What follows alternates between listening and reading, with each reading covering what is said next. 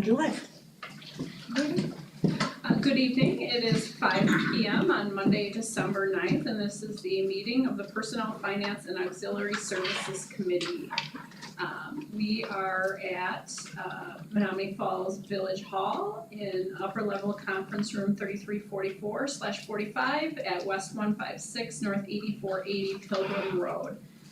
There is the possibility that a quorum of the full board membership of the Board of Education may be in attendance at board committee meetings. There will be no full board action taken at any board committee meeting. Only members of the committee may vote on any item on the agenda. A live broadcast is streamed on the school district's YouTube page, and you can watch the recorded meeting by visiting our school district of Menominee Falls YouTube site. Was the meeting properly posted? Yes. Okay. Well, we will, the first item is to approve the minutes from the November 4th meeting. Did everybody have a chance to review those minutes? Yes. All right, can I get a motion to approve the minutes of the November 4th Personnel, Finance, and Auxiliary Services Committee meeting minutes? Motion. I'll second. All right, motion and seconded. All in favor say aye. Aye. Opposed? Okay, that is taken care of. Discussion item. The first item for discussion is the capital improvements project, the CIP plan update. All right. So our CIP update is coming not long after we just talked about it, a meeting or two ago. But we have some exciting news. So as you know, we installed a new chiller at the middle school. And that chiller, because it is energy efficient, it's a thermal chiller system, and Chris. Geothermal. Geothermal. Chris knows all the details, and we do have a write-up in board docs as well. It qualifies under the Inflation Reduction Act, or IRA. There's a new component of that called the investment tax credit expansion, which allows us to basically receive a credit on a project that is energy efficient and meets other criteria. Because of that, we are receiving a 30% credit, or essentially reimbursement, from our chiller project, which, because our chiller project is such a large number, we're talking $450,000. Wow. So, huge, amazing, I have goosebumps. So, Chris, do you wanna go into any of that piece of, just so we have a little background on the chiller itself? Just real quick, initially when we vetted the original chiller, which was trying to just use the existing power and put in a new chiller, when We Energies finally got back to our contractor in regards to that, there wasn't enough power locally to be able to supply to that unit. So it would have literally been a half a mile away and like 28 easements just to be able to get the power to us. And there was no time frame in regards to like when they could have done that. Our only other option was the ice chillers, which the geothermal chillers. So the reality of it is the geothermal chillers, although there's a great incentive like Caitlin's talking about, it took up more space in that area. Because what they basically do in a nutshell is they create ice at night and use that during the day. So much more energy efficient. So that is why we had to go that route. Our initial thought was to go like just the conventional way like we had before. But it would have been another $500,000 to do that with no line of sight. So it would have put us at risk with the other one. So this is why it was really our only other option, but also probably a really good option. It just took up more space. So The same cost? Yeah. Nice. And then we get the tax credit. Right. Like whereas Oh, win-win, but really, Yeah. it's like, So we just came up $450,000 ahead of yes. where we thought we would. So does that money get taken back to CIP or Yep. can it go back to general fund or how does that go? Well, that's a great segue, because we are proposing that it goes right back to our CIP. And I am just gonna pull this up and I'll bring this in yellow. So when we looked at our roofing reports, and they're all linked now in that document, the Ben Franklin and high school were both proposed from our Dave Ango from IRS as the highest need, and we would have loved to propose both of them in the same year, but we had, you only have limited funds. So within our CIP budget, we originally just showed the Riverside elevator and then the Ben Franklin roofing sections as part of our 25-26 CIP plan. We are now bumping up the high school roofing sections to next year. And we, initially we pushed those down because we just didn't have enough room in the budget. So our proposal is that we take our $450,000 and use that to supplement our CIP budget for next year and get both Ben Franklin and high school done. Nice. Is some of the augmentation to Ben Franklin added to this list yet or not? No, this just makes sure that Ben Franklin is up to par per the roofing needs, but nothing beyond that. So that's about $1 million in roofing, a little more. Mhm. Yeah. Between Yep. The high school and Franklin. Chris has also been working closely with, and shout out, just really great job, like coordinating communication, because obviously we know there's activities that happen at schools over the summer. So making sure that all of our folks are in the loop and engage in the conversations about like, what does summer activity look like? What does summer school look like? And then high school just always has stuff going on, so coordinating events and things like that so that it doesn't inhibit, or at least people are aware of like what entrance to go and et cetera. So that which the board is gonna approve in the consent agenda, It's in right, consent agenda. is gonna be the green and the yellow, right, for 25, 26? Correct, yep. Okay. So the green is what everything in the green, and you can, scroll down on this document and up, was previously on there. The only changes to this document was just moving the yellow, the 2 high school roofing sections up on the plan. So that's, yellow represents anything new from the last time we talked. And at the end of the day, it's really keeping pace with IRSO, Environmental Roofing Services, survey report. Otherwise, we just, inherently we kind of fall behind. So this is really great that this is happening because these are just big needs. So Yeah. So the revenue from the credit we will get in 25-26. We don't know when yet. We estimate November. That's working with a consultant that we're working with to get the tax credit, because as you can imagine, it's like a hefty application process. They need a lot of information, so we've been working on getting that. So we know the revenue will come in 25-26, likely November, and the roofing project, the expense will also take place in 25-26. So aligned beautifully. Is this money coming from the state of Wisconsin? Well, Federal government, it's coming or- through the Inflation Reduction Act, so I guess that's the federal government. I feel like I should put like a bow and like an exclamation, but like this is just It's a big like deal. fabulous. I mean, it is. And Merry Christmas. That's right. I'm guessing Happy New Year. every school district would love to get this news right now Mhm. and be able to knock 2 very big projects or 2 sections of roofing off of their lists as well. So we're very fortunate. Thank you. yes. Awesome. So we do have we have it listed right now for discussion, which we're going through. We'll also do the open enrollment survey, but we have this listed for action tonight in our committee, and then it's in consent agenda in board meeting tonight. Okay. All right. Any other comments or questions at this time? No? Okay. Thanks, Chris. Yes, yes, thank you. You're welcome.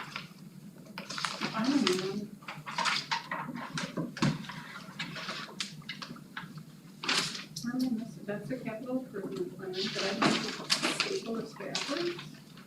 Oh, here we go, this blank sheet. Okay, so we're moving on now to the second item for discussion, which is the open enrollment survey. Okay, so we have, as part of our strategic plan, we've been talking about for kind of a number of years now, focusing on open enrollment, and our board is interested in community through the strategic plan, looking at open enrollment out. So we know we have a standard of continuous improvement, and we are looking at seeking feedback from families who live in the district and open enroll out into another school district. And this is a kind of an exciting opportunity to collect some data that we haven't had recently about why families might choose to open enroll out. There can be a number of reasons, and we've been kind of hypothesizing about families who might have lived here and then moved, or lived somewhere else, moved here and then continue to go to their school, or maybe it's a virtual school they attend. But now we'll collect real data from families in a voluntary survey. So we have put together a Google survey. There's a PDF linked to Board Docs. But I'm gonna pull up the actual Google so you can see how it'll look when people get it. So do you have email addresses for all these folks that don't attend our schools? Mhm. Okay. Yep. That was one of my. Yep, so our thought is we'll kind of pull all the email addresses, BCC everybody include the survey. We'll include a little descriptor, which essentially will probably be similar to the words that we have on here. Let me zoom in here. Our thought is that we have it open for 3 weeks in January, so following the break. And then open enrollment itself opens up in February, so I thought this is just a good time, like kind of before the hustle and bustle of open enrollment, just to seek feedback from everybody. So it's voluntary, and for board purposes, we're going to be sharing a summary of results. We won't share specific identifying data or names or anything like that. We will collect an email address as somebody takes the survey, but again, like that detail won't be shared with the board. So I'll just go through, it'll take about 5 minutes, as we had, somebody on our team take it without seeing it before, so we timed it about 5 minutes, which felt like a reasonable amount of time to ask somebody to do a voluntary survey. Do you currently live in the district? Approximately how many years? So there's a drop down or bubbles for that. What is the grade level of your youngest child? So the thought process there is maybe they have, a senior who open rolls out, but maybe there's also a 5th grader, and gathering some of that data of like who potentially could still attend. What school district does your child or children currently attend? And then this really is the part of our survey, which we kind of ask in a whole bunch of different ways, but what would you say is the most important reason behind your choice for your child's current school? Again, this is voluntary, but these questions are like, they can't move on without putting something in there if they choose to take this survey. Are there specific programs or academic offerings in the other district that SEMF does not provide? If you currently attend a virtual school, would you consider changing schools if SEMF opened a virtual school? We have lots of open comment boxes on these questions, which we know is going to be kind of a hefty load when you send it to 118 families. But we kind of anticipate this first time we're doing the survey, gathering the data, reviewing a lot of open comment boxes, and then our thought is annually doing another survey, but we'll have better drop downs then, where we don't have to have an open comment box to sift through a ton of data, but instead we'll be able to say like, okay, like these are the top 5 or 10 reasons why somebody might choose to open enroll based on what we've collected this year. Does the other district offer specialized courses, extracurricular activities, or sports that are priority? Were there any concerns about class sizes, academics, teacher support, behavior, or learning atmosphere? Have any of your children ever attended a school in SCMF? If not, we shoot out to section 4, the last chunk of the survey. But if they have, it goes to another set of questions. So if they have attended, did your child receive adequate academic or emotional support while enrolled in SCMF? Were services such as special ed, gifted and talented programs, or counseling adequate for your child's needs? So they Go can ahead. select yes and no? Yep. Okay. Um, Is that gonna confuse your data? Well, I would hope that somebody wouldn't say yes, and if they do, that they would put a comment in here. And if one person does, I mean, We know the first time out with this, we're more thinking 5 years of the strategic plan, this is year 1. But in future years, we're gonna continue this survey, probably with very similar, if not the same questions. But we'll know from the feedback what we want in drop downs and multiple choice. I mean, this is more, hey, let's get a sense for things, get the feedback. It'll be a lot more work the first year, we know that. But in future years, it'll help inform this continued outreach. And this was talked about in the strategic plan steering committee. It came up in a lot of the groups, so this is something that we're definitely going to kind of push on a little bit. Some of the discussions about virtual, we have a sense of it, but this should help. Are we able to filter the families that receive the survey based on those families where a child was voluntold out of the district? And they This have a is just, sibling? this is strictly 118 open enrollment outs. so we weren't going to filter recipients. So no. Okay. Good question. Comments will be exciting. I mean, and that's the other piece, like we know what you get when you open a comment box. Yep. Like we're asking for it, you know? Well, and truth be told, yeah, it's gonna be a profound amount of truth coming at Mhm. us in terms of the rationale around why, and it could Mhm. literally be the gamut, so you guys are Right. prepared to be able to look at it from that. But even before But you need to this, take the action and be able to recover it, so you have to be honest and get the truth. even before the strategic plan, this kind of came up a few times. Mhm. It's just, it was definitely accentuated in the steering committee, and we're gonna push forward with it. Make sure we get that feedback to the committee, Right. right? And then go from it, we'll make decisions based on what we see from there. And the goal is like to identify trends. So you might have one family who experienced something out of, the ordinary that maybe 1 out of 118 people say, that's the feedback, but that's not the trend. So we have to take it with a grain of salt. We're offering a survey, we know that people are oftentimes say whatever they want behind a keyboard. So we're aware. It is, you're right, Joel, like, they could select all these boxes, but if we limit it, like, I don't wanna, like, and I've thought through these things, so I appreciate you asking, like, if we say you can only do one comment, one box, like, I don't want somebody to say uncertain and then not give feedback, if they can say uncertain and other and then give feedback, or yes and other and then write something, you know what I mean? So, Rather entice the Yeah. why. right. No, makes sense. Did the condition of SDMF facilities play a role in your decision to leave? Did factors such as transportation, scheduling, or distance impact your decision to leave? Logistical issues, bus routes, after-school programs, 4K wraparound care that made the other district more convenient? I mean, some of these things could really help. We're having conversations about 4K wrap and Yeah. hopefully opening up more seats and making that more available for families. So we have that one in there. How would you describe your overall experience with SDMF before you chose to enroll elsewhere? And that's the last piece of the section if somebody already attended our schools. And then the very last section, were there any other factors not previously discussed that influenced your decision to leave or to enroll your child in another district? So again, we've asked this question a number of ways. We're trying to continue, like, to kind of get it from any different lens that somebody might say, but also not beat it to death. So we did eliminate a bunch of questions actually from like our original draft of this. If SDMF addressed the concerns that led to your decision, would you reconsider enrolling your child here in the future? And then finally, what could SDMF do differently to better compete with neighboring districts? So those are the meat and potatoes of the survey, and then we just say if you're interested in us contacting you, because they're giving us a bunch of information in their time, we'll reach out to them and just say thanks, and Will you do those follow-up calls then, or will it be like delegated across? it would be our business team would do it. So there's 118 responses that we're seeking, and will we get them all? No. But we're looking for trends, we're looking for good data, so we can start making decisions based on that data. Like we said we would to the community. What percentage do you think you'll get a reply back? 10%, 20? I mean, I think if we got 50, it would be really great. I think that would be, I don't think we'll get 50. And then Maybe try and entice them with a So fan 50. gear store. And 50's the hope. false fan gear. 50's the hope. 50's the hope. But Cool. Great, nice job. yeah, we'll take whatever we can get and we'll keep circling it through committee and start making some decisions, maybe for the whole board at some point. So the thought is, this is open through kind of the end of January. The thought is this comes back to this committee in March.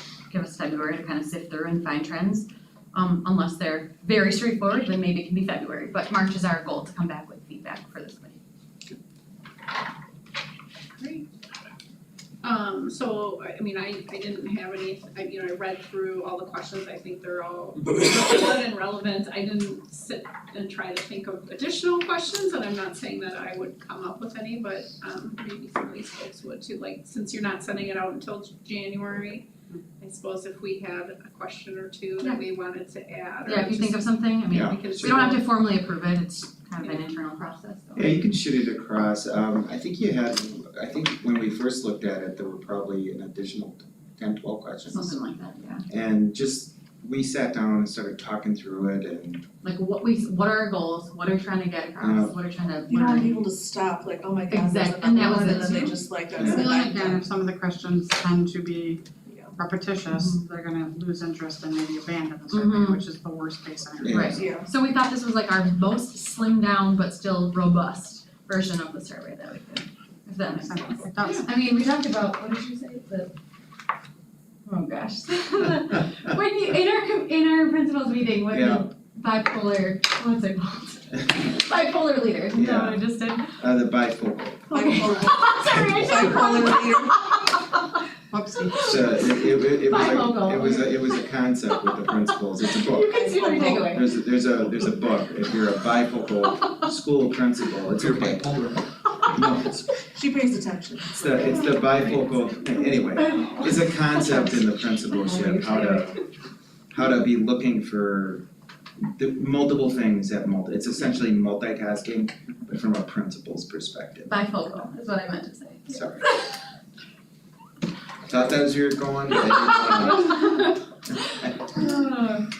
There's a little bipolar though, if you let people say yes, no, unknown, and other. I mean, that is Yeah, getting it a little, Yeah, a little interesting as options. we'll see if we regret it. We won't do that next year. You won't regret it. All right, any other comments or questions? Nice Great, job. thank you, nice job.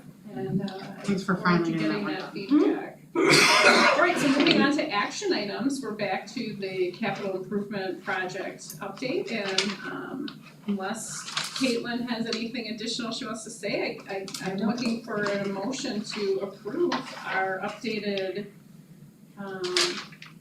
just making move to approve the capital improvement project plan as presented. All right, motion I'll second. and seconded, all in favor say aye. Aye. Opposed? None, that is it. So moving to adjourn is our last item. Motion. I've got a motion I'll second. and a second, all in favor say aye. Aye. Opposed? We are adjourned.